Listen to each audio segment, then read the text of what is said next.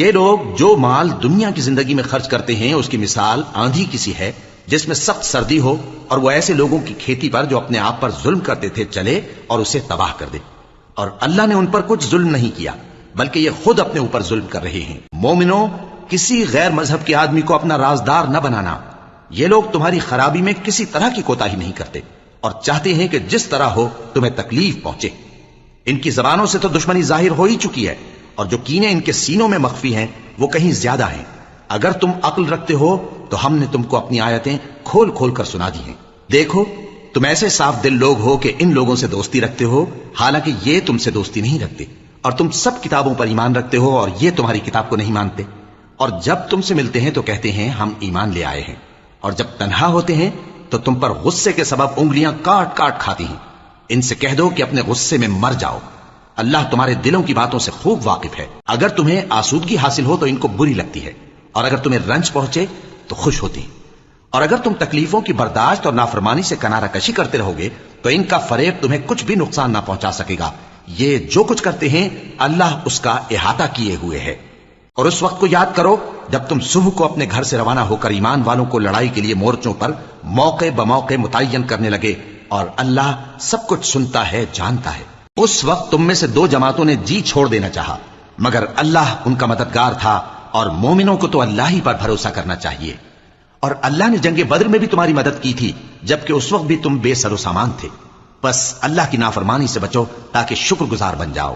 جب تم مومنوں سے یہ کہہ کر ان کے دل بڑھا رہے تھے کہ کیا تم کو یہ کافی نہیں کہ تمہارا پروردگار 3000 فرشتے نازل کر کے تمہیں مدد دے؟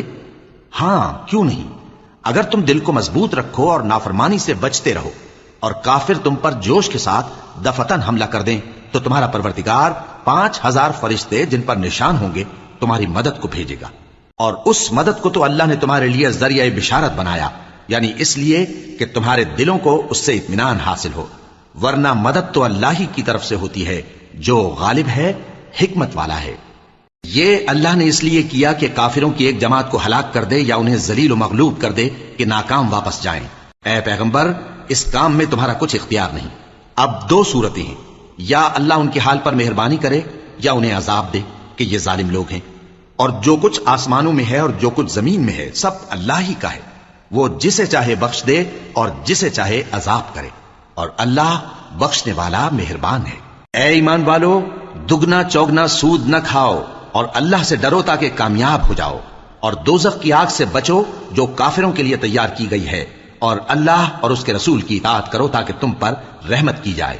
اور اپنے پروردگار کی بخشش اور اس بہشت کی طرف لپکو جس کا عرض آسمان اور زمین کے برابر ہے، اور جو پرہیزگاروں کے لیے تیار کی گئی ہے، جو آسودگی اور تنگی میں اپنا مال اللہ کی راہ میں خرچ کرتے ہیں اور غصے کو روکتے اور لوگوں کے قصور معاف کرتے ہیں.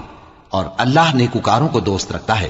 اور وہ کہ جب کوئی کھلا گناہ یا اپنے حق میں کوئی اور برائی کر بیٹھتے ہیں تو اللہ کو یاد کرتے اور اپنے گناہوں کی بخشش مانگتے ہیں.